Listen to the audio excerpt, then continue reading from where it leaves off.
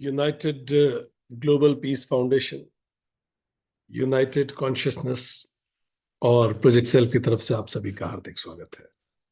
दोस्तों, हम लोग रामचरितमानस सीरीज का अध्ययन कर रहे हैं। आज इस सीरीज का 55वां सेशन है, 55th।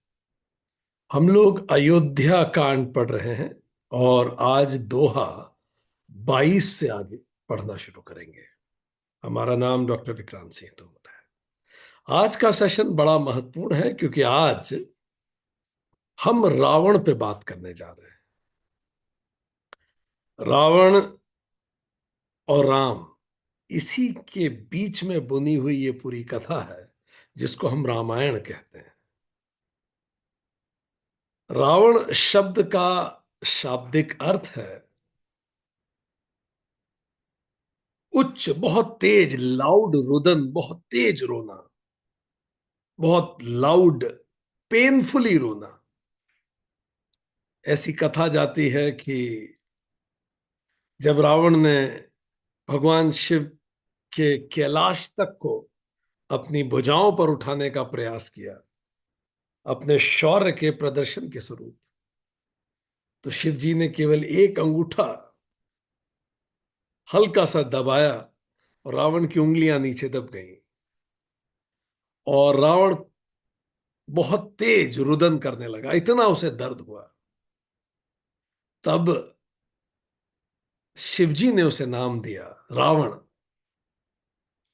Listening to his painful scream, जो इतना तेजी से वो रोया, तेजी से उसकी रुदन निकला, और तो बाद में कालांतर में रावण का अर्थ तो रुलाने वाला भी हो गया। और राम का अर्थ है आंतरिक शक्ति, आंतरिक सत्य। तो जहां सत्य है वहां सच्चित आनंद है, और जहां असत्य है वहां रुदन है, रोना है, दुख है। और यही जीवन के दो छोर हैं। रुदन से हमारा जन्म होता है, अज्ञान से हमारा जन्म होता है, इसलिए पैदा होते ही हम सब रोते हैं। सो रुदन is the first thing that a child does when he is born. So we all may be born like Ravana, but we should end our life like Rama. इसलिए अंतकाल में कहते हैं राम नाम सत्य है। तो हम रावण की तरह पैदा हो और राम की तरह हमारा जीवन समाप्त हो, और इस पूरी यात्रा को रामायण कहते हैं। इसीलिए इस पूरी यात्रा में ये दोनों को समझना बड़ा महत्वपूर्ण है। हमने राम जी को बड़े विस्तार में समझा। चलिए अब रावण को समझते हैं। जैसे कहते हैं जन्मना जायते शूद्र, जन्म से सभी शूद्र होते हैं। संस्कारात द्विजुच्यते, पर जब वो संस्कार अर्जित करते हैं तो द्विज कहलाते हैं, दूसरी बार पैदा होते हैं, तब राम की तरफ बढ़ते हैं। तो चलिए रावण को समझते हैं। रावण को जानने के लिए गहराई से उतरना पड़ेगा उसके जीवन में और उसके जीवन के आसपास से होने वाली घटनाओं में भी। अब आपकी स्क्रीन पे जो आ रहा है वो रावण का रावण तत्व है। जैसे राम का राम तत्व है, ऐसे ही रावण का रावण तत्व है। क्या है जो किसी को रावण बनाता है? क्या होता है? हम सब रावण की तरह जन्म लेते हैं, पर कुछ रावण की तरह रहित रहते हैं। उनका जीवन रुदन से भरा होता है। वो खुद भी रोते हैं, दूसरों को भी रुलाते हैं। कैसे कोई व्यक्ति रावण तत्व में रहता है? तो आपकी स्क्रीन पे जो आपको दिख रहा है, ये एक मनोवैज्ञानिक हुए सिगमंड फ्रॉयड, उनकी मनोवैज्ञानिक विश्लेषण है किसी भी व्यक्ति का।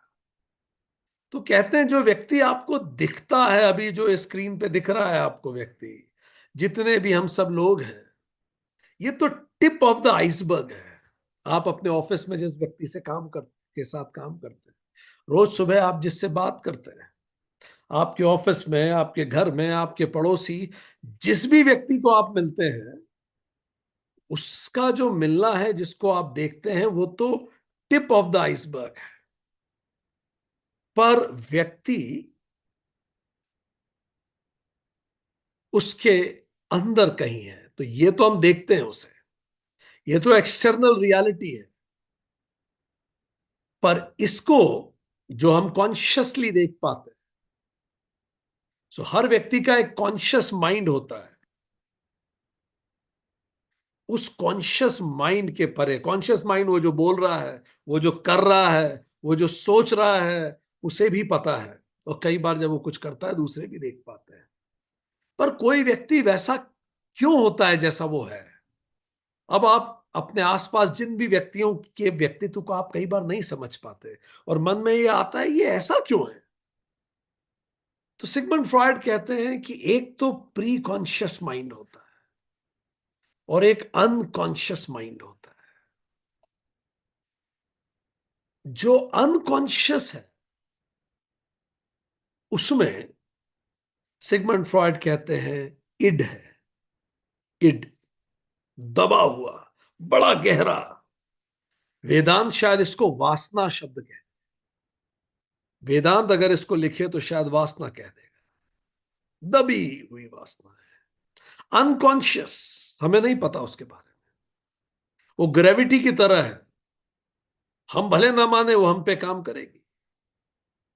दमित इच्छाएं हमारी, जो अकेले में हम करना चाहते हैं, जब कोई ना देखता हो, क्या करने का मन करता है। अगर मेरे पास अपार शक्ति हो, संसाधन हो, सब कुछ हो, मैं क्या करूंगा उससे? दमित इच्छाएं। प्लेजर प्रिंसिपल पे काम करता है। हमारे अंदर का वो छोटा बच्चा, तुरंत उसे ग्रेटिफिकेशन चाहिए। तो हमारे अंदर तुरंत ग्रेटिफिकेशन की वो इच्छा, जैसे आप छोटे बच्चों को देखेंगे, वो जो इच्छा, जैसे किसी ने बुरा बोला, हमारा भी मन करता है बुरा बोल दे। किसी ने मारा, मेरा भी मन करता है वापस मारो। ये इमीडिएट ग्रेटिफिकेशन। यही हमसे तुरंत व्हाट्सएप पे मैसेज टाइप करवाता है गुस्से में और ठट से भिजवा देता है। कई बार खुद को हम कहते हैं मत बोलो, यही बुलवा देता है कि क्यों नहीं बोले, हम कब तक सहन करेंगे। ब्ला ब्ला ब्ला बोल दिया और बाद में सॉरी फील कर रहे हैं, आज ज्यादा ही बोल रहे हैं। ये करवा प्लेजर प्रिंसिपल, तुरंत शांति में। इंपल्सिव है ये, इंस्टिंक्टिव है, एनिमल जैसा। और मॉरलिटी प्रिंसिपल पे काम नहीं करता। मॉरल वॉरल नहीं, मुझे क्या अच्छा लग रहा है मैं वो जानता हूं बस। इसलिए कई बार जब हम इमोरल कर्म भी कर जाते हैं तो जानिए इड हमसे करवा लेता है, क्योंकि उसको इमीडिएट ग्रेटिफिकेशन चाहिए। करप्शन वरप्शन, हर तरह का करप्शन यहीं से निकलता। इड, दबी हुई इच्छा है, हमारा गहरा व्यक्तित्व। पर अगर यही रहता तो हम जानवर ही होते ना, जानवर ही होते। पर फिर हमारे पेरेंट्स हैं, उन्होंने हमें सिखाया, संस्कारात द्विजिच्यते। फिर हमें संस्कार मिले जिसको नाम दिया गया super ego. Rule book, good, ये अच्छा है, बैड, ये अच्छा नहीं है, डूज डोंट्स, ये सब चीजें ये हमारे कॉन्शियस अनकॉन्शियस दोनों में रहती है। मॉरल कंपस हमें मिला, राजा बेटा बनो हमें बताया गया, परफेक्ट काम करना चाहिए। It works on morality principle. इसी से समाज, सोसाइटी ही नहीं होती अगर केवल इड रहता तो। दंगे इड ही तो करवाता है। इड ही हमारे अंदर का बच्चा है जो इमीडिएट ग्रेटिफिकेशन चाहता है। बुरा नहीं है, वो स्ट्रेट फॉरवर्ड है। पर मॉरलिटी प्रिंसिपल पे काम करता है सुपर ईगो। इंटरनलाइज करो उन रूल्स को। गिल्ट, ये सब यहीं से निकलता है। इड को कोई गिल्ट नहीं, सुपर ईगो को गिल्ट होता है। सुपर ईगो मॉरलिटी है। अब ये दोनों आपस में एक व्यक्ति के अंदर लड़ते हैं, जैसे अर्जुन के अंदर लड़ रहे थे। अर्जुन के अंदर इन दोनों की तो लड़ाई होती है, सबके अंदर लड़ाई होती है। इड कहता है जिस लड़की को पसंद करते हो उससे शादी करो। सुपर ईगो कहता है अच्छा माता पिता ने इतना पाल पोस के बड़ा किया, उनकी ना सुने। इड कहता है जो डिग्री करनी है वो करो। सुपर ईगो कहता है जो पिताजी कह रहे हैं वो भी विचार करो। ईट कहता है व्रत रखा है तो क्या हुआ, केक बार बार नहीं मिलता, ये तो फेवरेट केक है, खरीदो और खाओ, कौन से हनुमान जी आके ही देख लेंगे। सुपर ईगो कहता है नहीं, एक बार वचन दे दिया तो उसको जियो। ये लड़ाई चलती रहती। How many of you can relate? अंदर ही अंदर ये दोनों बातें आती रहती है। ठीक। इट कहता है कि ऑफिस में पॉलिटिक्स करो ना यार, काट के आगे बढ़ो, दूसरे के सर पे पैर रख के आगे बढ़ो, जीवो जीवस से जीवनम, ऐसे ही आगे बढ़ा जाता है। सुपर ईगो कहता है नहीं, जो चीज मुझे मेरे लिए पसंद नहीं है मैं किसी के साथ नहीं करूं। अब जब ये आपस में लड़ते हैं व्यक्ति के अंदर तो व्यक्ति कंफ्यूज हो जाता है, मैं क्या करूं। यही अर्जुन की परेशानी है। जब ये एक्सट्रीम लड़ाई होती है तो सुसाइड तक चली जाती है। फिर एक बीच का रास्ता इमर्ज होता है जिसको कहते हैं ईगो। ये रियलिटी प्रिंसिपल पे काम करता है, रियलिटी प्रिंसिपल, रैशनल बिहेवियर है ये, रैशनल। ये ग्रेटिफिकेशन को डिले करेगा कि नहीं नहीं देखो यार ये ठीक नहीं, अभी तुम कुछ बोल दोगे, उसने बदतमीजी की है तुम भी कर दोगे तो तुम भी वही गलती करोगे जो उसने की है, फाइनली तुम दोनों एक ही बोट में आ जाओगे, अभी रुको, समय का वेट करो, टंके की चोट पे बदला लेंगे, अभी नहीं, सबका समय आता है, क्रोध में मत करो। ये सब ईगो कहता है। ईगो को अहंकार शब्द से मत लीजिए, ये by chance it is like the same thing, it's not that अहंकार। तो सिगमंड फ्रॉइड सेड कि ये तीनों चीजें मिलके ईगो इज बैलेंसेस, ईगो इन दोनों को बैलेंस करता है। इसलिए जो रैशनल मैनेजर्स होते हैं उनका ईजीओ, ईगो हाई होता है। ईगो मतलब अहंकार नहीं है, वो समय को देख के मौके के अनुरूप निर्णय लेते हैं, मन उनका भी कुछ करता है पर खुद को रोक लेते हैं। इसको कई बार इमोशनल इंटेलिजेंस से भी कनेक्ट करके देखा जा सकता है ईगो को। तो सिगमंड फ्रॉइड कहता है कोई भी व्यक्ति इन तीनों का गठजोड़ है, जिसमें ईड हैवी होगा वो ब्लंट होगा, जो उचित लगेगा उसे, जो उचित मतलब जो उसको अच्छा लगेगा वो करेगा, उचित इज द रॉन्ग वर्ड, जो मुझे अच्छा लगा मैंने वो किया, वो ऐसे जिएगा।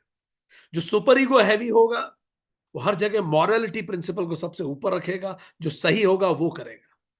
जो ईगो ड्रिवन होगा वो मौके के अनुरूप निर्णय लेगा। सो ये तीनों मिलके बनता है व्यक्ति, या कहें व्यक्तित्व, इन्हीं तीनों से मिलके बनता है। रावण का भी व्यक्तित्व में निश्चित तौर पे तीनों रहे होंगे, बट भारतीय मनोविज्ञान इससे और गहरा जाता है। भारतीय मनोविज्ञान ये नहीं कहता कि कोई व्यक्ति केवल इन्हीं तीनों से मिलके बना है। वो ये कहता है कि इस तीन के परे भी हम हैं। ये भारतीय मनोविज्ञान का विचार है। एक व्यक्ति का पर्सनालिटी जैसे आज आप हैं, ये तीन चीजों से मिलके बनी है। पहला जन्म संस्कार, सॉरी, पहला जन्म संस्कार, हमारी सोल की जर्नी, हमारे कार्मिक इम्प्रिंट्स, मैं पिछले जन्म में क्या था, उसके पिछले जन्म में मेरी कौन सी वासनाएं थी। सिगमंड फ्रॉइड इड को बोलता तो है, पर सिगमंड फ्रॉइड का इड इसी का एक सबसेट प्रतीत होता है। यहां लिख लें इस id. Sigmund Freud past life में उतना विचार नहीं करता, करता है पर उतना नहीं करता। पर हम भारतीय शास्त्र इस यात्रा के बारे में बताते हैं कि ये वासनाएं कहां से आ रही, जन्म जन्मांतर की वासनाएं। पर केवल वासना ही तो नहीं है, पितृ संस्कार भी है जिससे मिलता जुलता भी सुपर ईगो को ले सकते हैं, जिसको अभी हमने पढ़ा सुपर ईगो। माता पिता ने हमें सिखाया, नर्चरिंग बाय द पेरेंट्स, उसने भी हमें बनाया आज हम जैसे भी हैं। आप जिस राज्य में, जिस देश में, जिस समुदाय में, जिस कास्ट में, जिस जगह पैदा हुए, उन सब चीजों का असर पड़ा है आप पे, नहीं पड़ा है बताइए। आप किसी और राज्य में पैदा होते, किसी और जगह पैदा होते, कोई और आपके पेरेंट्स होते तो आप बिल्कुल अलग हो जाते। फिर तीसरा है कर्म संस्कार। केवल ये दो ही नहीं है, ये भी तो है कर्म संस्कार। मेरा खुद का नेचर, मेरा परसेप्शन, में चीजों को कैसा देखता हूं, मेरी हैबिट्स, उसका भी इम्प्रिंट मेरे ऊपर पड़ता है। ये तीनों, एक, दो और तीन, ये तीनों मिलके मुझे बनाता है। तो वेस्टर्न साइकोलॉजी जनरली पितृ संस्कार और कर्म संस्कार पे बहुत जोर देती है, पर भारतीय मनोविज्ञान इसको भी जोड़ता है, जन्म संस्कार। ये तीनों से मिलके हम वो बने जो हम हैं। इसीलिए आपके घर में अगर दो बच्चे हैं, आइडेंटिकल ट्विंस हैं, जिनके पितृ संस्कार एक जैसे हैं, लगभग एक ही स्कूल जा रहे हैं, कर्म संस्कार भी एक जैसे हैं, पर फिर भी उनका नेचर एक दूसरे से बिल्कुल अपोजिट है, क्योंकि सोल की यात्रा उन दोनों की बहुत अलग है, उनका चैप्टर बहुत अलग है। इसी तरह से रावण की सोल की यात्रा अलग रही। हम पढ़ चुके हैं इस बारे में। रावण कभी जय विजय रहा, रावण कभी जय था, हम पढ़ चुके हैं इसको। रावण कभी जलंधर दैत्य भी था, रावण प्रताप भानु राजा भी रहा। ये तीनों कहानियां हम पढ़ चुके हैं डिटेल में। पर क्विकली हम आपको कहें, जय विजय को जब श्राप मिल गया तब वो धरती पे आए। श्राप यही था, या तो 7 जन्म लो ईश्वर के भक्त बन के, या 3 जन्म लो ईश्वर के शत्रु बन के। तो उन्होंने 3 जन्म लिए ईश्वर के शत्रु बन के, विष्णु के शत्रु बन के, ताकि जल्दी से जल्दी भगवान के पास लौटे। तो रावण के आज के व्यक्तित्व में आपको जय का भी रिफ्लेक्शन दिखेगा। जय कौन था, उसको सजा क्यों मिली? जो द्वारपाल था बैकुंठ का, भगवान से निकट संबंध था, इसका अहंकार आ गया। देखिए रावण के इस जन्म में भी आपको दिखेगा, भगवान शिव से निकट संबंध है, इसलिए अहंकार आ गया उसमें। पूरे जन्म में रावण का सबसे बड़ा शत्रु राम रहे। ये एक इन्वर्टेड डिवोशन है, विपरीत भक्ति। एक तो भक्ति होती है, आप भक्ति भगवान में ही व्यक्ति सोचता रहता है, पर जब शत्रुता चरम होती है तो भी तो आप उसी व्यक्ति के बारे में सोचते हैं जो आपका शत्रु होता है। प्रेम और शत्रुता बड़े इंटेंस भाव है। तो शत्रुता इनवर्ट डिवोशन है, ये विपरीत भक्ति है। प्रेम उतना ही फोकस रहता है उस व्यक्ति पे। तो जय के जन्म के कुछ रिफ्लेक्शंस यहां भी दिखेंगे आपको रावण। फिर जलंधर दैत्य हम पढ़ चुके हैं। जलंधर दैत्य की पत्नी वृंदा, जलंधर दैत्य इतना नेगेटिव कार्य करता था, पर वृंदा के सतीत्व से बचा रहता था। देवताओं ने जब वृंदा के सतीत्व को छल से खत्म किया, तब जलंधर दैत्य शिवजी द्वारा मारा गया। ऐसी कहानी हम पढ़ चुके हैं। तो जलंधर दैत्य का विचार हमेशा यह था, मैं योग्य हूं, मेरा अधिकार है सब कुछ नियंत्रित करना। यह भी आपको रावण के व्यक्तित्व में दिखेगा। वासनाएं जन्म संस्कारों से चलती रहती है, और उसमें भी उसकी मृत्यु और जन्म का संबंध डायरेक्टली एक स्त्री से था, वृंदा से। वृंदा का सतीत्व समाप्त हुआ, जलंधर की मृत्यु निश्चित हुई। यहां भी सीता जी उसकी मृत्यु का कारण बनी रावण के। तीसरा, जलंधर दैत्य को यही लगता था मैं इनविंसिबल हूं, कोई मुझे नहीं हरा सकता, कोई नहीं मार सकता। रावण को भी जन्म में यही लगता है। और तीसरा, प्रताप भानु, जो सर्व सम्राट बनना चाहता था, तीनों लोगों पर अधिकार करने के लिए चाहता था, और उस व्यक्ति ने उसको छल से ब्राह्मणों को जहर खिलवा दिया, उससे उसे श्राप लग गया। प्रताप भानु को हम पढ़ चुके हैं। सही लोगों की राय ना लेना, सही राय को न सुनना, प्रताप भानु के समय से चलता है। इस जन्म में भी रावण विभीषण और मंदोदरी को नहीं सुनेगा। तो पहली बात हमने करी कि जो जन्म संस्कार है के, जलंधर के, प्रताप भानु के, वो सब रावण में रिफ्लेक्ट होते हैं। रावण, रावण में आपको ईड दिखता है, तुरंत बदला लो, तुरंत ये कर जाओ, सीता जी का अपहरण कर लो, ये करो वो करो, तुरंत अटैक करो, मेरे विरुद्ध किसी ने बात कही उसको छोड़ूंगा नहीं, विभीषण को निकाल दो। बोलने से पहले, करने से पहले कुछ नहीं सोचना, इड। पर रावण में सुपर ईगो भी है, विशर्बा ऋषि, जो स्वयं जिनकी लीनेज भगवान ब्रह्मा से जाती। तो ब्रह्मा जी की वंशावली में रावण पैदा हुआ, शिव भक्ति मिली उसे, वैदिक ज्ञान उसे मिला, तो उसे हर पल ये तो पता ही था रावण को सही क्या है गलत क्या है। और फिर कॉन्शियस माइंड उसका, जिसमें वो एक राजा के रूप में विराजमान होता है सिंहासन पर, तो उसके अंदर ईड और सुपर ईगो तो हमेशा ही लड़ते रह रहा। ये कहां से आए इसके ईड और सुपर? थोड़ा सा और गहरा उतरते हैं। चलिए रावण की कहानी सुनते हैं। वो रुलाने वाला, वो रोने वाला, वैसा कैसे बन गया जैसा वो था?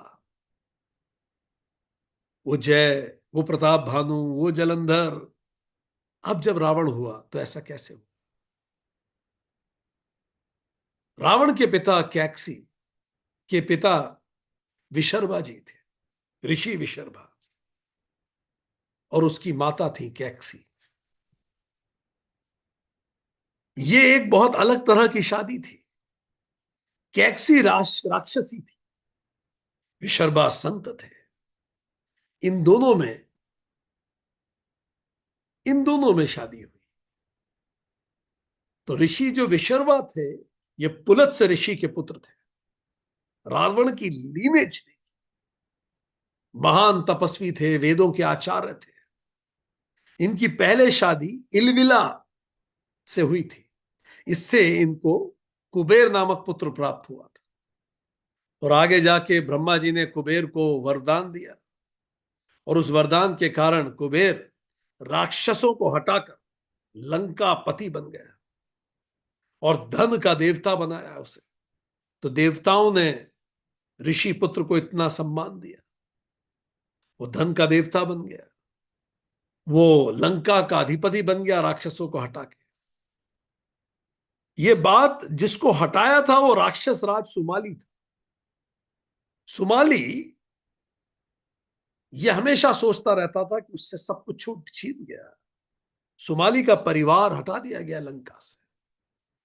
तो उसने जानबूझ के अपनी बेटी कैकसी की शादी की योजना बनाई विशर्वा ऋषि से, ताकि जो संतानें उत्पन्न हो वो उनमें विशर्वा का ज्ञान और राक्षस राज सुमाली की शक्ति, शस्त्र और शास्त्र, ताकि वो कुबेर को भी हरा सके और अपना खोया राज्य वापस प्राप्त कर।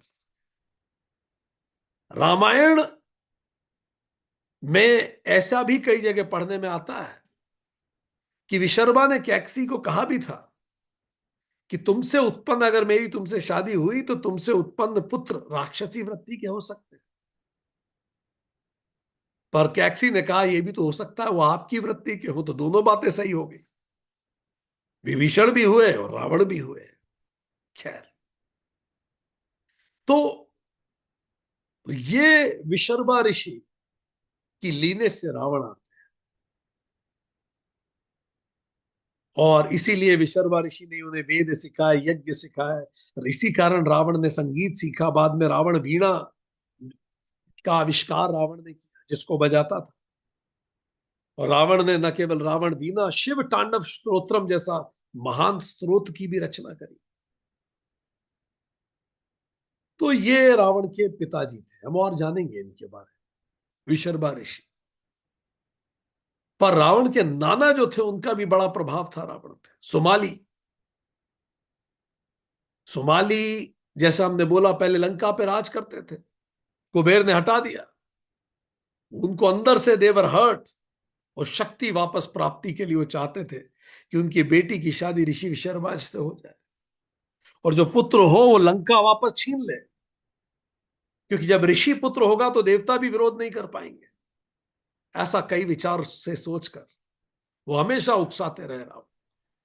रावण की मां जो थी कैकसी, वो राक्षस वंश, पर बचपन से उसने देखा था कि वो पराजित रहे, एग्जाइल में रहे। तो उसकी मां का मनोविज्ञान यही था कि हम पराजित हैं, हमें लंका से हटा दिया गया।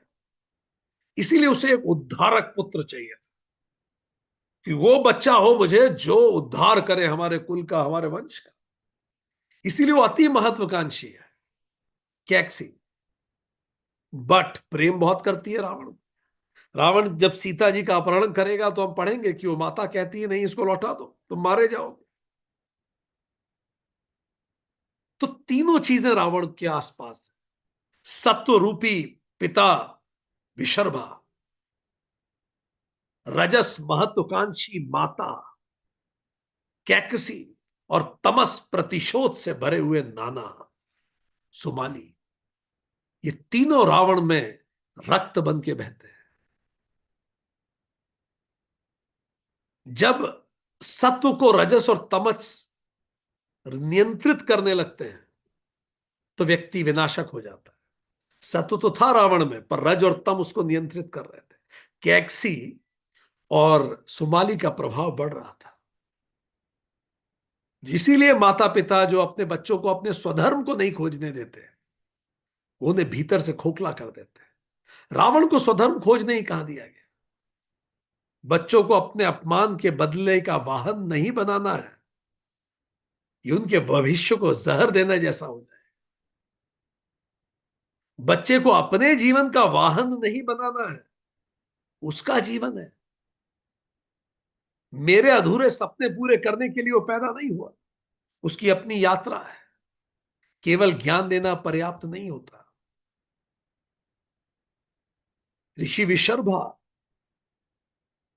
ने रावण को ज्ञान तो दिया, पर थोड़े उदासीन रहे। पढ़ेंगे अब इसके बारे में।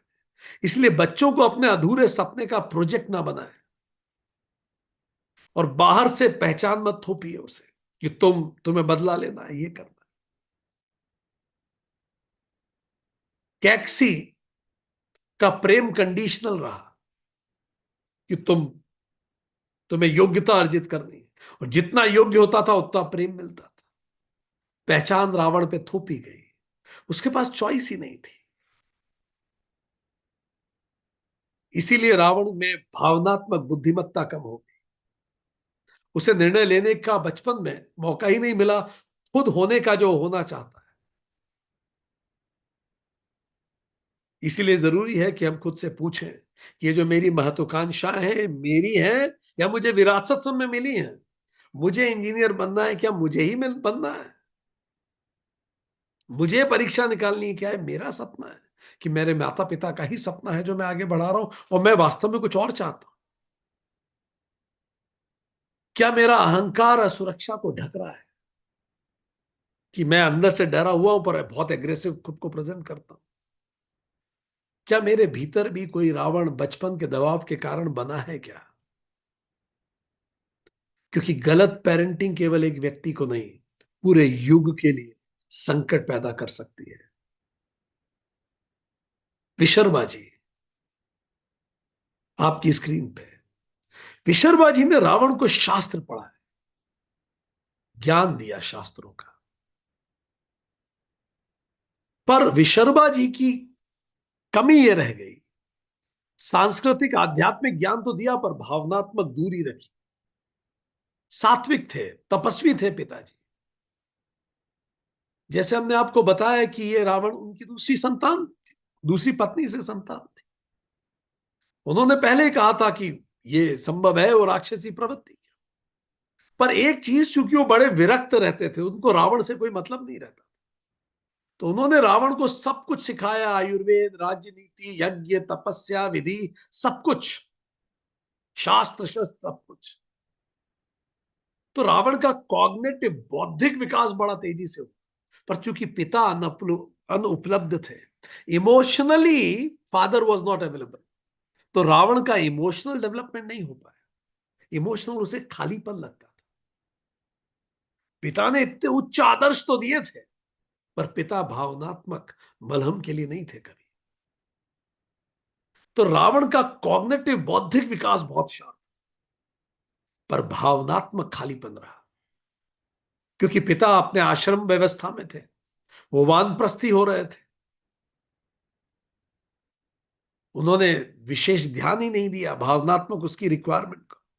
वो अधिकतर तप, अध्ययन और इसी में रहते थे पिताजी हमेशा। उनके जीवन का उद्देश्य आध्यात्मिक सिद्धि थी।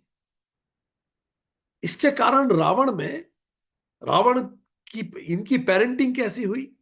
उच्च आध्यात्मिक और उच्च नैतिक अपेक्षा थी, पर भावनात्मक दूरी थी। तो रावण अपने आप को प्रूव करने में परफेक्शनिस्ट बन गया, पर उसको पिताजी द्वारा उतना अप्रिशिएशन नहीं मिलता था। तो रिकॉग्निशन सीकिंग बन गया, लोग उसकी तारीफ करें। अब घर में तो मिल नहीं रही थी उसे तारीफ पिताजी से, उसे पिताजी से ही चाहिए थी और पिताजी कर, इसलिए वो सेल्फ क्रिटिक भी बन गया, लगातार मान्यता की भूख रही। रावण एक सक्सेसफुल इनसिक्योर और एम्प्टी व्यक्ति बना। हमेशा ये जो गैप है पिताजी से, उसको अंदर ही अंदर उसके अंदर कैविटी रही। उनका संदेश था तुम तेजस्वी हो पर प्रवृत्ति राक्षस की है, इसलिए खुद पर नियंत्रण रखना। उन्होंने कैक्सी को भी कहा कि तुम्हें ध्यान रखना पड़ेगा। तो विशर्बा जी ने धर्मा सेंटर्ड पेरेंटिंग की, पर डिटैच्ड पेरेंटिंग थी। बाद में जब बड़े होकर रावण ने वापस लंका पे कब्जा किया, कुबेर को भगाया, तो रावण कुबेर को गिरफ्तार करना चाहता था, पर ऋषि विशर्बा ने कुबेर को कहा कि तुम भाग जाओ, छोड़ो अब यहां से जाओ। तो ऋषि विशर्बा ने जब ऐसा कहा और कुबेर को जाने दिया, तो रावण के मन में यह आया कि पिता ने मेरा साथ नहीं लिया, अभी भी बड़े भाई का साथ लिया। तो संघर्ष टालने का जो प्रयास था विशर्बा का, कि दो भाई आपस में लड़े, रावण ने उसको ऐसा देखा कि पिता मेरे विरुद्ध खड़े हो गए, क्योंकि भावनात्मक कनेक्ट पिता से पहले से ही कम था। इससे रावण के मन में यह बात गहराई से आई कि मैं आगे चल के सबको हराऊंगा और एक दिन पिताजी को भी प्रूव करूंगा कि मैं सही था, आप गलत थे। तो पेरेंटिंग केवल धर्म नहीं, संबंध भी इंपॉर्टेंट है उसमें। बच्चे को सक्षम माने, उस पर अविश्वास न जताए। तुम कुछ बन सकते हो ये तो बताएं, पर मैं तुम्हारे साथ हूं ये भी कही है। आज उनको ऊंचे ऊंचे आदर्श दीजिए, पर अपनापन भी दीजिए। मेंटर केवल ज्ञानदाता नहीं होता, इमोशनल एंकर भी होता है। नैतिक उपदेश तभी प्रभावित होते हैं, प्रभावी होते हैं, जब संबंध अच्छे होते हैं। और अगर हम दूरी से दूरी रखेंगे तो विद्रोह का जन्म हो सकता है। कुछ फूड फॉर थॉट, क्या हमारे साथ भी ऐसा हुआ क्या? हम अपने अंदर झांक के देखें। क्या मुझे जीवन में जिससे मान्यता मिलनी चाहिए थी, रिकॉग्निशन मिलनी चाहिए थी, उससे नहीं मिली क्या? क्या मेरे कामों को उतना अप्रिशिएशन नहीं मिला? किससे नहीं मिला? और मैं क्या कर रहा हूं उस अप्रिशिएशन को लेने के लिए? क्या उसने मेरी क्वेस्ट ऑफ अप्रिशिएशन बहुत बढ़ा दी क्या?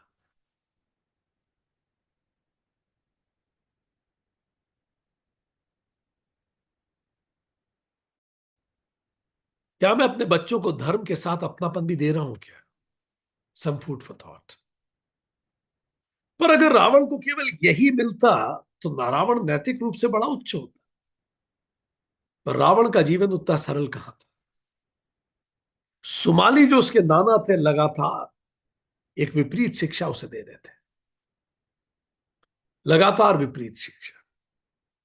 सुमाली की पेरेंटिंग स्टाइल ट्रॉमा ड्रिवन थी, बिल्कुल अलग थी विशर्मा से। सुमाली क्लैन ट्रॉमा का शिकार था, हमारी क्लैन खतरे में है, हमें निकाल दिया लंका से इंसल्ट करके। तुम्हें इस क्लैन को बचाना है रावण, बचपन से। हे दशानंद, इस क्लैन को बचाओ। हमारा वंश श्रेष्ठ, हमारा अधिकार था, देवताओं ने षड्यंत्र कर लिया। इसको कहते हैं कलेक्टिव नार्सिसिज्म। अपनी कौम को बचाओ, हम सर्वश्रेष्ठ, बाकी सब कौमें कमजोर हैं। और पुराने गौरव की स्थापना के लिए हिंसा करना भी ठीक है, मारो, हिंसा करो। इसीलिए जो टीचिंग्स विशर्बा की थी, उसका असर कम होने लगा। इंस्ट्रूमेंटल पेरेंटिंग थी सुमाली की। मतलब बच्चे लक्ष्य नहीं है, बच्चे व्यक्ति भी नहीं है, बच्चे केवल एक लक्ष्य की प्राप्ति का साधन है। हमारे समाज समाज में हमारी इज्जत बढ़ाने के लिए हमें बच्चे चाहिए। मेरा नाम हमेशा बना रहे इसलिए मुझे बच्चे चाहिए। बच्चे कोई, उनका खुद का कोई लक्ष्य परमिटेड नहीं है। तो रावण कोख में आने से पहले ही सब कुछ पहले फाइनल हो गया था। ऐसा पुत्र चाहिए जो वंश की खोई हुई महिमा लौटाए। ये व्यक्ति नहीं था रावण, एक पॉलिटिकल जियो पॉलिटिकल प्रोजेक्ट था ये सोमाली के लिए। इसी को मनोविज्ञान में कहते हैं parenting for paternal needs, not the child's need. Parents अपने लिए बच्चे को जब बड़ा करते हैं, मेरी इच्छाएं पूरी करेगा, मेरा सहारा बनेगा, it's not about kid, it's about them. न केवल इतना ही, विनमस एम्बिशन इंजेक्शन रावण में दिया गया।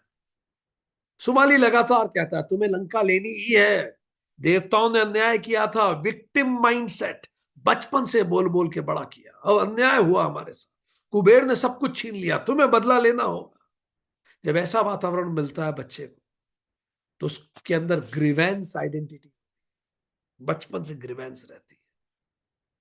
आप अरब चले जाइए, आप इजराइल चले जाइए, बचपन की कहानियां सुन सुन के बच्चे ग्रीवेंस आइडेंटिटी से कई लोग बड़े हो रहे हैं। Revenge is a motivation.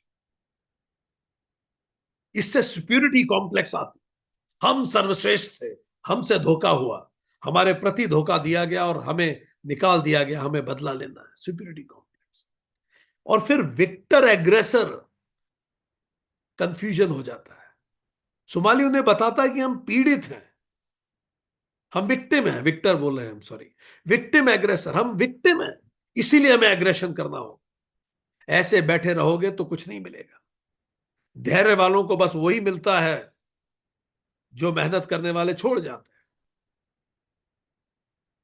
तुम्हें काम करना पड़ेगा, तुम बैठ नहीं सकते। हम पीड़ित हैं। ये कॉग्निटिव डिस्टॉर्शन होने लगा रावण के मन में। ऐसा कुछ नहीं कहा था विशर्मा ने।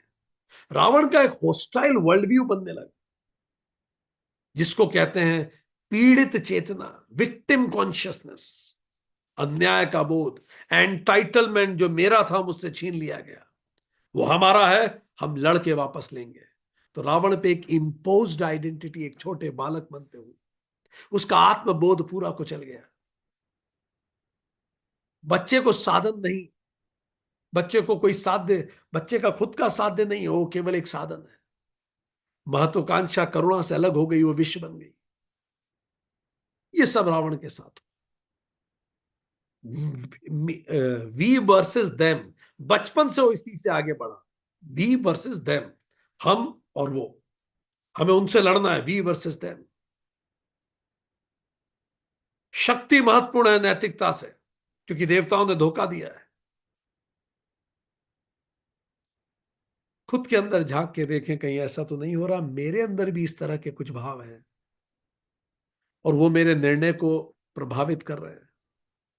कहीं मेरे अंदर भी एक विक्टिम एग्रेसर चक्र तो नहीं चल रहा कि मेरे साथ बुरा हुआ इसलिए मैं एग्रेसिव रहूं। Food for thought. कहीं मेरी कहानी में भी थोड़ा थोड़ा इस सब चीजों का रिफ्लेक्शन तो नहीं है। न केवल इतना ही, फिर जो माता थी कैक्सी, उनकी पेरेंटिंग स्टाइल भी अलग थी। एम्बिशियस मदरिंग थी एंड कंडीशनल लव, सशर्त और महत्वाकांक्षा। कैक्सी एक गिरे हुए वंश की राजकुमारी है, जैसे हमने आपको बताया, और वो पुनरुद्धार करना चाहती है। तो बचपन से ही उसकी रणनीति क्या थी? Glorifying the child before birth. मेरे गर्भ में जो बच्चा है ये महान बनेगा और इस वंश का उद्धार करेगा। विवाह करते समय ही कह देती विशर्मा से कि मुझे ऐसे पुत्र होंगे जो लंका वापस लाएंगे। चाइल्डहुड ओवर ग्रेटिफिकेशन, मतलब रावण के जन्म से पहले उसकी रोल आइडेंटिटी फिक्स थी, वैल्यू सिस्टम फिक्स हो गए थे, लाइफ मिशन फिक्स हो गया था। बेचारा भी पैदा नहीं हुआ था कि सब पहले से ही फिक्स कर चुके। क्या हमारे भी घरों में ऐसा होता है क्या? क्या कुछ कुछ कम अधिक हम भी बच्चों का सब चीजें पहले से फिक्स कर लेते हैं क्या? अभी तो हमें अभी भी याद है, हमारे बुआ जी के घर हम गए हुए थे, तो वहां एक मेड थी। तो मेड हमारी बुआ जी से बात कर रही थी और कह रही थी मैंने तो डिसाइड किया है, उसकी बच्ची 6 साल की थी। वो कहती है मैंने तो डिसाइड किया मैं अपनी बच्ची की लव मैरिज करवाऊंगी। अब हम ये सुन के सोच रहे थे कि ये कैसे लव मैरिज करवाएंगे? इसके लिए तो बच्ची को किसी को प्रेम करना होगा ना। हाउ कैन यू डिसाइड कि आप लव मैरिज करवाएंगे, अरेंज करवाएंगे, फिर समझ नहीं आता। सो द पॉइंट इज, सब कई चीजें पहले से ही फिक्स हो जाती है। कितने पेरेंट्स हैं चूंकि वो इंजीनियर हैं, और बच्चा अगर इंजीनियरिंग या मैथ्स के सब्जेक्ट में अच्छा नहीं है तो उनको बड़ा दुख होने लगता है, घबराने लगते हैं। वो भूल जाते हैं कि उसकी यात्रा है, उसका लाइफ मिशन हमसे अलग है। ये this is called parental over expectations. इससे नार्सिसिज्म के बीज बोए जाते हैं। पेरेंट्स जब ओवर वैल्यूएशन करते हैं बच्चों का, तो बच्चा नार्सिसिस्ट हो जाता है। आत्ममुग्धता, नार्सिसिज्म, मैं, आई एम द ग्रेटेस्ट, मुझसे बेहतर कोई नहीं। यही रावण के साथ हो। कंडीशनल लव दिया माता ने, गुण हो तो प्यार, अन्यथा अस्वीकार। You need to be eligible, achieve the love, achieve love. जितनी अधिक सफलता, जितनी शक्ति, उतना प्रेम, उतना प्रेम। रावण चूंकि शक्तिशाली था, सर्वाधिक प्रिय था माता को। कुंभकर्ण बलशाली था, इसलिए माता के लिए उपयोगी था, उसके लक्ष्य में। विभीषण धर्मनिष्ठ था, युद्ध नहीं कर सकता था, इसलिए विभीषण को घर में मान्यता सबसे कम थी। तो देख, बच्चे भी सिबलिंग्स में देखते थे कि माता किस चीज को वैल्यू करती। इससे फर्क पड़ने लगा, उससे कंडीशनल वैल्यूएशन होने लगा। इसीलिए सेल्फ फोकस बच्चों का बढ़ा, हमें बस, हमें शक्ति अर्जित करनी तो ही प्रेम मिलेगा। आइडेंटिटी इंपोजिशन, बच्चा खुद क्या चाहता है इसका कोई अर्थ नहीं था रावण के घर में। कैक्सी कहती है, तुम्हें असुर कुल की महिमा लौटानी। इसका मतलब उसका जो स्वधर्म है रावण का, उसने खुद ने नहीं चुना, वो उसके अनुभव से नहीं आता। वो रावण इसीलिए इंजीनियर थोड़ी है क्योंकि वो इंजीनियरिंग करना चाहता था, वो इसीलिए है क्योंकि उसके पिताजी इंजीनियरिंग करना चाहते। अभी एआईसीटी ने सर्वे किया, all India council of technical education, कुछ समय पहले, और एआईसीटी ने कहा 75% इंजीनियर्स अनएम्प्लॉयबल है। क्यों? कई कारणों में से एक, वो इंजीनियरिंग करना ही नहीं चाहते थे। वो तो कर रहे हैं क्योंकि करना पड़ रहा है। इसीलिए हम कितने लोगों को देखते हैं, जब वो कहीं और जाते हैं, कुछ समय बाद हमने देखा है जो उन्होंने ग्रेजुएशन पोस्ट ग्रेजुएशन में किया था, खासतौर पे ग्रेजुएशन में जो किया था, उसका बिल्कुल उल्टा वो अपने करियर में कर रहे हो। पलट के देखिए अपने आसपास, ऐसे बहुत सारे इंजीनियर्स मिलेंगे जो अब टेक्निकल सब्जेक्ट्स में नहीं काम कर रहे हैं, वो मैनेजमेंट में कार्य कर रहे हैं। ऐसे बहुत सारे मैनेजमेंट वाले मिलेंगे जो अब टेक्निकल में काम, क्योंकि कई चीजें हम दूसरों के लिए करते हैं, हमें भी नहीं पता, वो अनुभव जन्य नहीं है स्वधर्म, वो तो चूंकि सस कर रहे हैं। ये रावण के साथ हुआ, बस वो ज्यादा ग्रैंड ग्रैंड लेवल पे हुआ। Imposed identity. जितने इंजीनियर्स आपको आसपास मिलेंगे, उनसे पूछिए क्या उनका यहां मन इंजीनियरिंग के लिए है, तो एक बहुत बड़ी तादाद में निकलेंगे जिनका हृदय से इंजीनियरिंग नहीं है। पर क्या करें, कर रहे हैं। और जो हृदय से यहां से इंजीनियर है, वही फिर इतिहास रचते हैं, टेक्निकल इतिहास। सो चाइल्ड डेवलपमेंट में ऐसे बच्चे एडल्टहुड में रिजिड होते हैं, ईगो ड्रिवन सेल्फ कंसेप्ट बनाते हैं, क्योंकि बचपन से उन्हें कहा गया कि तुम कुछ महान करने के लिए पैदा हुए। ईगो ड्रिवन कंसेप्ट उनका बनने लगा। सिबलिंग का कंपैरिजन तो भर के था रावण के घर में, तीनों भाई बहनों में भी था, और कुबेर से तो परमानेंट था ही, हमेशा का। मां अक्सर रावण को कहती थी, तुम महान हो, तुम्हें बदला लेना है। अरे विभीषण से नहीं हो पाएगा, ये नहीं कर पाए, ये अलग है, ये अलग प्रवृत्ति का है, इससे कोई मतलब नहीं, तुम कर सकते हो। बार बार रावण को ये बोल बोल के सिबलिंग फेवरेटिज्म हुआ, और इसलिए रावण को लगातार परफॉर्म करते रहना पड़ा to remain entitled of love. इससे रावण में एग्रेशन आया, रिसेंटमेंट आया, अंदर की नाराजगी। परफॉर्म करते रहेंगे तब तक ही प्रेम मिलेगा, गुस्सा था, मैं फेल नहीं हो सकती क्या, एक बार पास ऑफ टॉप करूंगी तो ही मुझे प्रेम मिलेगा। मॉरल बाउंड्री फेलियर भी, अनुशासन नहीं केवल विजय महत्व। बच्चे को अर्थ और काम सिखाती है कैक्सी, पर धर्म नहीं सिखाती। धर्म विशर्बा सिखाते हैं, पर चूंकि नाना और मां का प्रभाव इतना था कि वो ड्वेल वैल्यू सिस्टम हो गया रावण। आइडेंटिटी स्प्लिट हो गई रावण की, इंटरनल कॉन्फ्लिक्ट था उसके। तो इन सब चीजों से बच्चों को मिशन नहीं मानव समझें। प्रशंसा प्रयास की हो, अहंकार की नहीं। प्रेम अनकंडीशनल हो, परफॉर्मेंस बेस्ड नहीं। बच्चों को अपना स्वधर्म खोजने दीजिए। Let them identify it. शक्ति से पहले संयम सिखाइए। नैतिकता कमजोरी नहीं है। ये सब चीजें। चलिए एक पल का पॉज लेते हैं और सोचते हैं, क्या मेरे ऊपर भी मेरा मैं कहीं थोपा हुआ है क्या? क्या क्या चीजें हैं आज जो मैं कर रहा हूं, या जो मैं खुद के बारे में सोचता हूं, या मेरे जीवन में है? कौन कौन सी आइडेंटिटी थोपी हुई है? क्या मेरे करियर में कुछ ऐसा है जो थोपा हुआ है? मैं ये नहीं चाहता।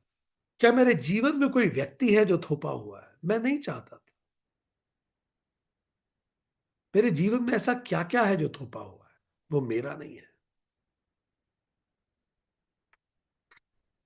क्या मान्यता ना मिले तो मैं मुझे गुस्सा आने लगता है।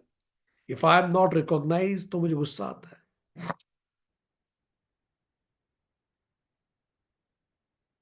इसीलिए हम समझे कि रावण का पतन युद्ध भूमि में नहीं, वो तो बचपन से ही शुरू हो गया। जब प्रेम को शर्तों में बांध दिया गया था, पहचान भारत बाहर से उस पर थोप दी गई थी।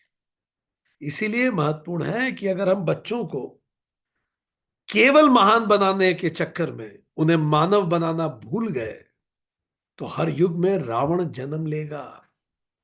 ऐसे ही घरों से रावण निकलते हैं। तो रावण कंफ्यूज्ड है, नाना माँ और पिता के बीच में। वो छोटा सा बच्चा इज अनेबल टू अंडरस्टैंड वो क्या करे। Absolutely opposite teachings.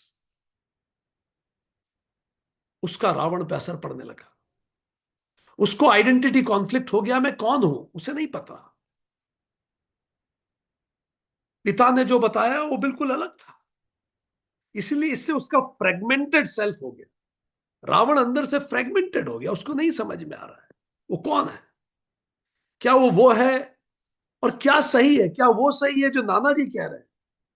इसलिए कई बार हमें वो शिव भक्त भी दिखता है, वो कई बार स्त्री का अपहरण भी करता है।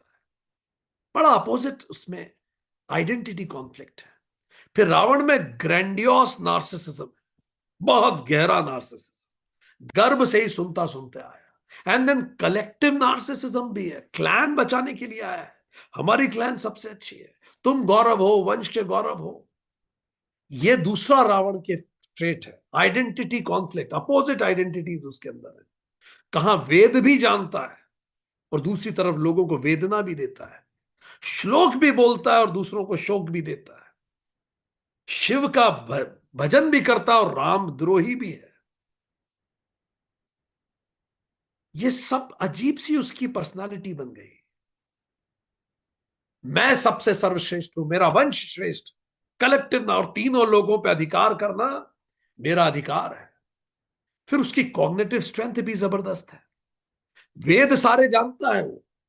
पर समस्या ये है, जीत सोचता विशर्भा से है और जीता सुमाली की तरह है। तो उसके अंदर लड़ाई चल रही है, मॉरल डिसइंटीग्रेशन हो गया उसका। बौद्धिक रूप से उसे सब पता है, वेद नीति संगीत सब पता है। पर जब उसे जीता नहीं है तो अंदर अंदर और उसको गुस्सा आता है। कई बार आप देखिए, हमें जब पता होता है हम गलत कर रहे हैं, तब कई बार खुद से भी चिढ़ होती है। लाइक फॉर एग्जाम्पल, हम नहीं चाहते कि हमारा वजन बढ़े, हम चाहते हैं हम स्वस्थ रहें। पर जब हम नहीं कर रहे होते हो जो करना चाहिए उसके लिए, तो कई बार खुद से इरिटेशन होने लगती है। रावण तो हर दिन ये इससे जूझता है। कंडीशनिंग हो गई उसकी, धर्म की जगह अहंकार ने ले ली। उसे पता है साधना दिव्य है, पर उसका जो साध्य है वो अधर्म से भरा हुआ है। सब कुछ है। तो रावण एक विद्वान अधर्मी के रूप में सामने आता है। ये भी रावण में आपको देखने को, क्योंकि वो सुमाली बार बार उसको कहता है, वो कुबेर सारा पैसा लेके बैठ गया, वो तेरा भाई उसने धोखा दिया, देवताओं से मिलकर लंका छीन ली, उससे लंका वापस ला। देवताओं ने उसे देव पैसे का राजा भी घोषित कर दिया, वो सब संपत्ति वापस ले, सब कुछ छीन जो कुछ हमारा था, और तू ही वो कर सकता है। अटैचमेंट स्टाइल भी, फादर डिस्टेंट रहे, मदर कंडीशनल रही, तो उसकी अटैचमेंट भी उसे बड़ा अजीब सा मिला। पिताजी इमोशनल डिस्टेंट थे, माता लविंग थी पर कंडीशनल थी, एम्बिशियस थी, नाना प्रोटेक्टिव थे पर रिवेंजफुल थे। तो इससे एक इनसिक्योर अटैचमेंट है, क्योंकि उसको पता है लोग मुझसे अटैच नहीं है, मेरी ताकत से अटैच्ड है, और मैं अगर, जब तक मुझ में ताकत रहेगी लोग मुझे पसंद करेंगे। आप देखेंगे कई लोग किसी भी उम्र में रिटायर नहीं होना चाहते, क्योंकि उनको पता है जब तक मेरे पास ताकत रहेगी लोग मुझे पसंद करेंगे, लोग मेरे आसपास रहेंगे, ताकत खत्म कोई नहीं आएगा मेरे पास। इसलिए रावण ताकत नहीं छोड़ना चाहता, बचपन से देखा, छोटा सा था तब से वो देखता आया कि मां तभी प्रेम करती है जब ताकत होती है, स्ट्रेंथ चाहिए। तो बहुत गहरी असुरक्षा है उसके अंदर, और इसके कारण ग्रैंडियोस डिफेंस है। जब व्यक्ति अंदर से डरा हुआ होता है तो ज्यादा रौद्र रूप दिखाता है, ताकि दूसरों को बता सके मैं डरा हुआ नहीं, बाहर से मैं अजय हूं का कवच है उसके अंदर, और अंदर वो बड़ा खाली है, अकेला है। मॉरल रीजनिंग उसके अंदर है, एक तरफ धर्म है, उसने वेद पढ़े हैं, दूसरी तरफ क्लैन की लॉयल्टी है, दोनों के अलग अलग संदेश है। पिता ने साफ कहा है मैं धर्म के पक्ष में खड़ा रहा हूं, और सुमाली ने बोला है कि कुल और बदला धर्म से ऊपर है, यही तुम्हारा धर्म है। और इसके कारण रावण के अंदर एक गहरा गिल्ट है, उसे पता है वो अधर्म कर रहा है, इसीलिए, और वो खुद को रोक नहीं पाता, इसलिए गुस्सा और तेज है। तो अब वो दबा ही देना चाहता है हर उस विचार को जो उसको परेशान कर रहा है, धर्म के विचार को पूरा ही दबाना चाहता है ताकि अंदर से आवाज ही ना निकले। सिबलिंग डायनामिक्स भी बहुत है, कुबेर उससे कंपैरिजन, विभीषण से कंपैरिजन, हर तरफ कंपैरिजन। और इसीलिए रावण को यह समझ में आ गया कि जो मेरा समर्थन करेगा बस मैं उसको प्रेम करूं, क्योंकि उसने ऐसे ही देखा है, जो मेरी विचारधारा का समर्थन करे वो अपना, और जो विचारधारा के विरुद्ध हो वो शत्रु। मतलब आप रावण के साथ समीक्षा पे चर्चा नहीं कर सकते, you can't critically evaluate things with Ravan, you have to be either with him or against him, you can't be neutral. Ravan वो गुंजाइश नहीं देगा। आप अपने ऑफिस में देखिए, ऐसे कई लोग होंगे, आपको तटस्थ रहने की गुंजाइश नहीं, अगर आप उनके साथ नहीं है तो आप बाय डिफॉल्ट उनके विरुद्ध है, पीरियड। अगर आप उनसे सहमत नहीं है तो वो मान के चलेंगे कि आप उनके विरुद्ध है। अरे सहमति और असहमति के बीच में एक न्यूट्रल प्लेस भी तो होता है। आपने कई रिश्तों में भी देखा होगा, अगर आप सहमत नहीं है उनसे तो मान के चलेंगे आप विरुद्ध है। यही रावण का विचारधारा है, आप न्यूट्रल नहीं रह सकते। यह नार्सिसिस्ट व्यक्तियों में एक तरह की स्प्लिटिंग होती है, जो ब्लैक एंड व्हाइट में देखती हैं सब चीजें, रावण के अंदर भी यही है। उसने बोला था सुमाली ने, ब्रह्मा जी की तपस्या कर, इमॉर्टेलिटी ले ले और जाके फिर सबको हरा दे, तीनों लोक वापस ला, तू ये करने के लिए बना है और केवल तू कर सकता है। और इसी कारण रावण ने इतना तप किया। रावण भी तप करते हैं, राम भी तप करते हैं, पर दोनों के तप का उद्देश्य अलग है। रावण ऐसे बचपन से बड़ा हुआ, एक बिल्कुल कंफ्यूज्ड, तीन अलग अलग पेरेंटिंग मेथड्स हुई रावण के साथ, जहां पिता ने असाधारण ज्ञान दिया, अनुशासन दिया, आध्यात्मिक मानव मानक दिए, पर भावनात्मक दूरी थी। भविष्यवाणी थी कि तुम्हारा बीज तो राक्षस का है, कई बार पिता बोल भी जाते थे जब कुछ ऐसी हरकत करता। इस दूसरी तरफ माता ने कंडीशनल लव दिया, सिबलिंग कंपैरिजन हुआ, इंडिविजुअल ग्रैंड्योरेंस सुन सुन के नार्सिसिज्म आ गया, पर अंदर से इनसिक्योर था कि अगर मैंने कुछ अच्छा नहीं किया तो कोई पसंद नहीं करेगा। फिर नाना थे, क्लैन का ट्रॉमा, रिवेंज मिशन, विक्टिमहुड, इससे वो बच्चा परेशान हो गया। तो रावण एक ऐसा व्यक्ति है जो उच्चतम विद्या है, अत्यधिक अहंकार है, वंशगत प्रतिशोध है उसके अंदर, और असुरक्षित अटैच। इसीलिए रावण एक बटा हुआ, कटा हुआ व्यक्तित्व है, जिसमें रज तम सत तीनों लड़ रहे हैं आपस में। उस रावण के अंदर ही विशर्वा, सुमाली, कैक्सी तीनों लड़ रहे हैं आपस में। इसलिए रावण आपको मिक्सचर ऑफ अपोजिट्स, वो ऐसा बन गया जब ये मूल्य टकराए। अब बात यह है, रावण जाके खड़ा होगा श्री राम के सामने। राम जी का जीवन तो बिल्कुल ही अलग था। राम जी का जीवन ऐसा नहीं हुआ। तो ये जो टकरावट है, ये केवल दो व्यक्तियों में टकराव नहीं है, ये दो पेरेंटिंग मेथड्स में भी टकराहट है। ये दो विचारधाराओं की भी लड़ाई है। राम जी को हम देखें, अब राम जी का परिवार और रावण का परिवार हम देखें, मूल नैरेटिव क्या है? What is the basic narrative? Basic narrative Ram ji का क्या है? राम जी के परिवार का बेसिक नैरेटिव क्या है? गौरव गाथा, रघुकुल की रीत सदा चली आए, प्राण जाए पर वचन न जाए। याद कीजिए वशिष्ठ जी कैसी गौरव गाथा अपने परिवार की बताते थे। तुम ऐसे कुल में हुए हो जहां वचनों पे लोगों ने जान दी है। तुम ऐसे कुल में हुए हो जहां सच्चरित्रता, आदर्श ये महत्वपूर्ण है। जबकि यहां रावण को बचपन से क्या सुनने को मिला? हम पराजित हैं, देवताओं ने हमारा हक छीना, हम विक्टिम हैं। पेरेंटिंग स्टाइल क्या थी? अथॉरिटेटिव का मतलब not in negative sense. Authoritative का मतलब एक जैसे पिता अथॉरिटेटिव होता है प्रेम के साथ, warmth of relationship, discipline and conversation. पर हियर ओवर एवेल्यूटिंग मिला रावण को पेरेंटिंग, कंट्रोलिंग मिला, यही करना है तुम्हें। इमोशनल डिस्टेंट पेरेंटिंग मिली, ट्रॉमा ड्रिवन मिली, रिवेंज ओरिएंटेड मिली। जहां श्री राम को एक सुरक्षित माता पिता संबंध मिले, रावण को माता पिता मिले जिनकी आपस में कभी नहीं पटी। नाना अलग बता रहे हैं, पिता अलग बता रहे हैं, माता अलग बता रही है, कंडीशनल एक्सेप्टेंस, क्लैन ट्रॉमा, सब कुछ। राम जी का सेल्फ व्यू ये था कि मैं धर्म पालक राजकुमार हूं। रावण बचपन से ये सोच के आगे बढ़ा, मुझे तीनों लोकों पर नियंत्रण करना है। दूसरों के प्रति व्यू ये है कि दूसरे मेरी सेवा और संरक्षण के पात्र हूं, मैं सबको सुरक्षित करूं, और अगर कोई भी परेशानी हो, कोई शत्रु भी हो, तो डायलॉग करूं उससे।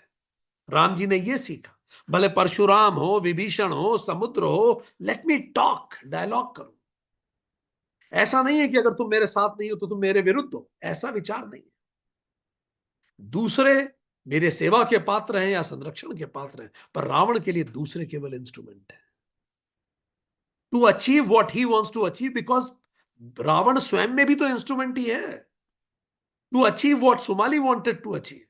और अगर डिसेंट कोई करे जो आपकी विचार से विरोध हो, आपके विचार से सहमत ना होने में ही अपने आप में विरोध है। तो अगर कोई कॉन्फ्लिक्ट हो जाए तो सिद्धांत आधारित राम जी डील करते थे। कम से कम हिंसा, हिंसा अंतिम विकल्प है। पहले बात करेंगे, 3-3 दिन इंतजार करेंगे, डायलॉग करेंगे। रावण तो तत्काल अटैक करेगा, लगातार एक्सकलरेट करेगा विषय, हरण करेगा, युद्ध करेगा, डायलॉग नहीं करेगा वो, क्योंकि डायलॉग उसने सीखे ही नहीं, लड़के जीतना सीखा है। तो हम देखते हैं कहां रावण को श्री वशिष्ठ और विश्वामित्र जैसे गुरु मिले, जिन्होंने धर्म और सत्य पढ़ाया। एक दूसरे, हर learning was endorsing the last learning. पर रावण को ऋषि विशर्वा और राक्षस राज सुमाली का विपरीत मार्गदर्शन मिला। एक तरफ शास्त्र थे, तो दूसरी तरफ उसको हिंसा के लिए शस्त्र दिए। एक तरफ आध्यात्म था, तो दूसरी तरफ पैसा कमाने के लिए इस कदर उसके अंदर ट्रॉमा डाला गया। तो ये बहुत अलग दो व्यक्तित्व है। रावण की हर बात में आपको दिखेगा ऐसा। जहां राम जी को एक सिक्योर पेरेंटल अथॉरिटेटिव पेरेंटिंग मिली है, जैसे एक पिता अथॉरिटेटिव होता है पर प्रेम रखता है, पारिवारिक वातावरण मिला है। दशरथ और सब रानियों में आपस में कितना प्रेम है, हम सब तो पढ़े हुए हैं सब, इतने प्रेम से वो बड़े हुए हैं। फिर बाल्यावस्था में ही वशिष्ठ और विश्वामित्र मिले, सब चीजें उन्हें सिखाई गई, मार्गदर्शन मिला। रामचंद्र जी के गुण हमने पढ़े थे, याद कीजिए। वाल्मीकि जी को क्या कहा था नारद जी ने? राम जी धर्मज्ञ हैं, सत्यनिष्ठ हैं, प्रजाप्रिय हैं, संयमी हैं, विवेकशील है। फिर उनको बचपन से वार्मथ मिला है, अनकंडीशनल लव मिला है। दशरथ इतना प्रेम करते हैं। इमोशनल डिटा कैविटी नहीं थी राम जी के पास, जैसी इमोशनल कैविटी थी रावण के पास। उच्च अपेक्षा राम जी से भी थी, और पर अनुशासन के साथ। देखिए, वशिष्ठ विश्वामित्र उनसे कठोर तप करवाते थे, राक्षस वध के लिए भी उन्हें भेजा, पर उनको अकेले लेके गए ताकि पिता का मोह टूटे। राम जी की क्षमता पे विश्वास आए कि राम जी अकेले सब कुछ कर सकते। राम जी के निर्णय का सम्मान होता था, संवाद होता था। राम जी ने बचपन से उनके घर में यही देखा। आप देखिए, सबसे बातचीत, हर चीज का हल है बातचीत। भरत से बातचीत करें, पिताजी से बातचीत करें, माँ से बातचीत करें, लक्ष्मण से बातचीत करें, जबाली से बातचीत करें, निषाद राज से बातचीत करें, परशुराम से बातचीत करें। बातचीत is the solution. Dignity and autonomy, एक दूसरे के बातों का सम्मान। जबाली अगर ऐसी बात कह रहे हैं तो राम जी उनको संहार नहीं करेंगे, राज्य से नहीं निकाल देंगे। जबाली जैसा चार्वाकवादी भी राज्य में उतना ही डिग्निटी से रह सकता है। तो राम जी डिग्निटी से रहते थे, डिग्निटी देते थे, और ऑटोनॉमी थी निर्णय लेने की। इसलिए तो गए वन में। बैलेंस पेरेंटिंग है, उच्च अपेक्षा है पर उच्च स्नेह भी है। पर पर क्या था? विशर्भा, उच्च अपेक्षा पर भावनात्मक रिक्तता। अटैचमेंट थ्योरी है मनोविज्ञान की। वो कहता है कि जब बच्चों को स्थिर, संवेदनशील और उपलब्ध अभिवादक मिलते हैं, अभिभावकों के पास बच्चों के लिए समय रहता है, उपलब्ध हैं, when kids wanted them, they are there to talk, share, discuss। इसीलिए हम हमेशा कहते हैं कॉन्वर्सेशन बढ़ाइए। पेरेंटिंग का आधार है कॉन्वर्सेशन, इंक्रीज कॉन्वर्सेशन। आगे चढ़ के सिक्योर अटैचमेंट विकसित होता है, बच्चे में विश्वास होता है, भरोसा, सहानुभूति होती है। राम जी में हम यही सब देखते हैं। निष्ठा है, रिश्तों में स्थिरता है, सभी रिश्तों में सिक्योर्ड है सब। बिल्कुल नार्सिसिज्म नहीं, लॉन्ग टर्म वैल्यूज में विश्वास रखते हैं। इसीलिए रामचंद्र जी भले वनवास हो, सीताहरण हो, किसी भी स्थिति में धर्म से पीछे नहीं रखेंगे। वैल्यू ओरिएंटेड लाइफ है। जबकि रावण बिल्कुल उल्टा है, हम देख चुके हैं। रावण का पूरा हमने जीवन देखा, कहां ओवर वैल्यूएशन, नार्सिसिज्म, इन सब चीजों के कारण बचपन से पेरेंटिंग डायरेक्टली नार्सिसिस्ट ट्रेट्स उसे मिले, ओवर वैल्यूएशन हुआ, उसको एंटाइटलमेंट लगा इन सब चीजों का, एडवर्स चाइल्डहुड एक्सपीरियंस हुए उसे, एसीईज एंड डार्क ट्रायड से गुजरा। Dark triad means narcissism, psychopathy, machiavellianism. Machiavellianism मतलब end will justify the mean. विजेता से कोई नहीं पूछता उसने क्या गलत किया, एक बार जीत जाओ, तुमने जो किया वो सब सही है। That is called machiavellianism. End will justify the means, बस जीतो, ऐसे वैसे आ जैसे।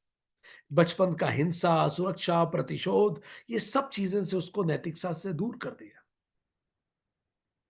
बस हराना जरूरी है। लोभ, चालाकी, हिंसा, ये सब उसके अंदर आ गई। इसीलिए अवॉइडेंस, एंक्शियस, डिसऑर्गेनाइज्ड उसको बचपन मिला। अचीवमेंट पे सब कुछ निर्भर होता था, कंडीशनल था। इसीलिए रावण की सेल्फ इमेज इस तरह की। तो जब रावण और राम जी की युद्ध होता है, जब ये एक दूसरे के विरुद्ध होते हैं, तो ये बहुत अलग व्यक्तित्व हो गए। श्री राम जी के पिता दशरथ, माता कौशल्या का प्रेम पूर्वक मार्गदर्शन मिला, जबकि रावण को ऋषि विशर्बा और माता दोनों का बिल्कुल अलग तरह का पेरेंटिंग मिली।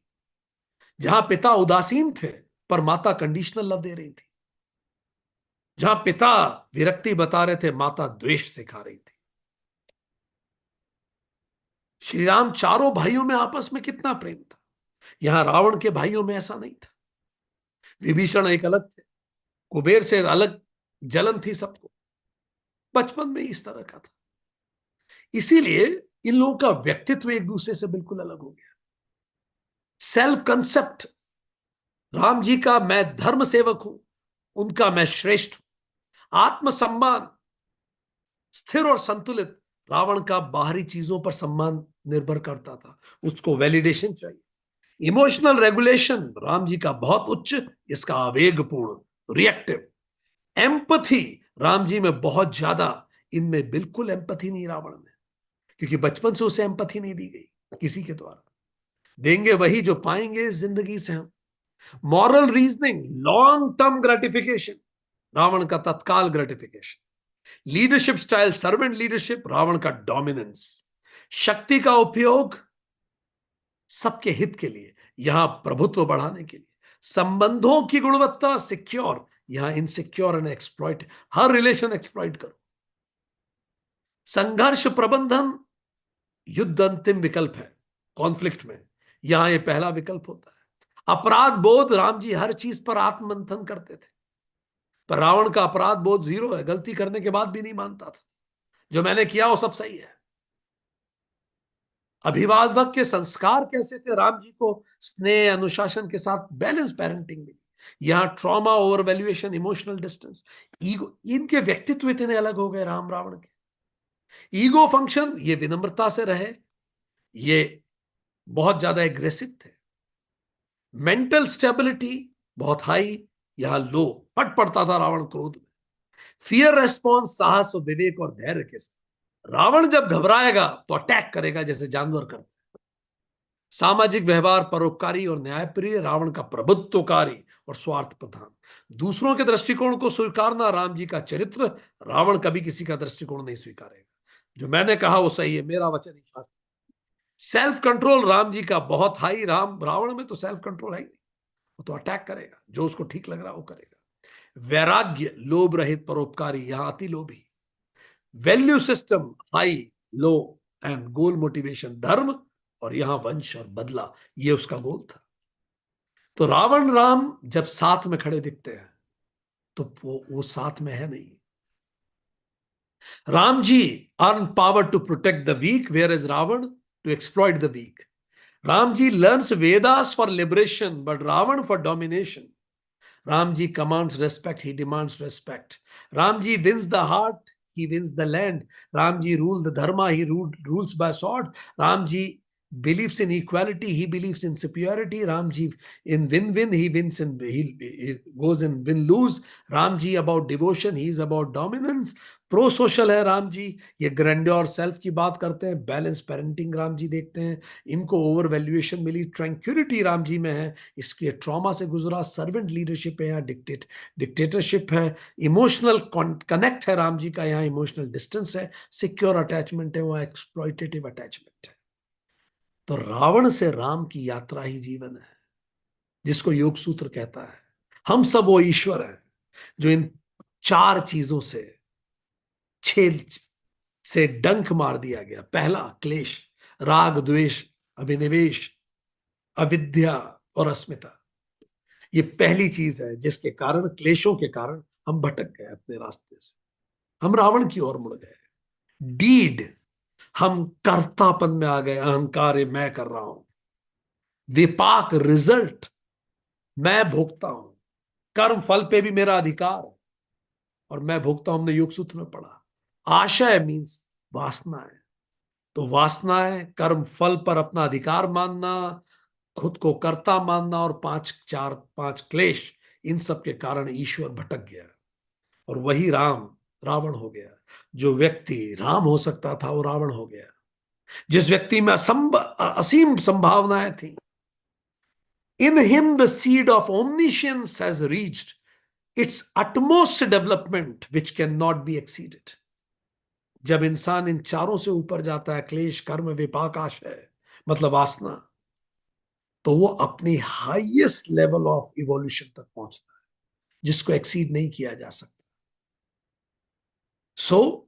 हमारा व्यक्तित्व जन्म, कर्म और पितृ तीनों संस्कारों से मिलकर बनता है, पर हम बंध जाते हैं इस क्लेश, कर्म फल और वासनाओं से। और इसलिए जिसका जन्म राम होने के लिए होता है, वो रावण की तरह देह त्याग देता है। आज का सेशन रावण के जीवन का सेशन था, ताकि हम रावण से अपने जीवन के लिए चीजों को सीखें। तो हमने क्या सीखा? हमने सीखा कि जब सत्व को रजस और तमस नियंत्रित करने लगे आपके, तो फिर जीवन विनाश में चला जाएगा। थोपी गई पहचान आत्मबोध को कुचल देती है और व्यक्ति भीतर से असुरक्षित होता है और बाहर से आक्रमणक हो जाता है, क्योंकि वो अंदर से कमजोर है। जरा सा आपने उसे क्वेश्चन किया, वो एग्रेसिव हो जाए, क्योंकि उसको आंसर्स नहीं पता। जो क्वेश्चन आप पूछ रहे हैं doesn't have the answer of it. महत्वाकांक्षा जब करुणा से अलग हो जाए तो वो विष बन जाती है। केवल ज्ञान देना पर्याप्त नहीं है, भावनात्मक अटैचमेंट भी इंपॉर्टेंट है, नहीं तो व्यक्ति अहंकारी हो जाएगा। ज्ञान है पर करुणा नहीं है, अहंकार है वो। जहां प्रेम योग्यता प्रदर्शन आधारित हो, प्रेम वह करुणा नहीं, प्रतिस्पर्धा जन्म लेती है। ये बच्चा ज्यादा योग्य है तो इसको ज्यादा प्रेम, ऐसे नहीं होता। बच्चों को अपने अधूरे सपनों का प्रोजेक्ट ना बनाए। बच्चे साधन नहीं है, स्वयं में उद्देश्य है। प्रेम अनकंडीशनल हो, परफॉर्मेंस बेस्ड नहीं हो। बच्चे मिशन नहीं है, उन्हें मानव समझें। पहचान थोपे नहीं, बच्चों को अपना स्वधर्म खोजने दें। शक्ति से पहले धर्म और करुणा उसे सिखाएं, ताकि उस शक्ति को सही उपयोग कर सके। केवल धर्म नहीं, संबंध और अपनापन भी दें। तुम बन सकते हो के साथ मैं तुम्हारे साथ हूं हर पल, ये भी उसे कहिए। आदर्श ऊंचे हो पर अपनापन उससे भी ऊंचा हो, इससे बच्चा कनेक्टेड फील करता है। माता पिता के अधूरे सपने बच्चों की नियति नहीं बनने चाहिए।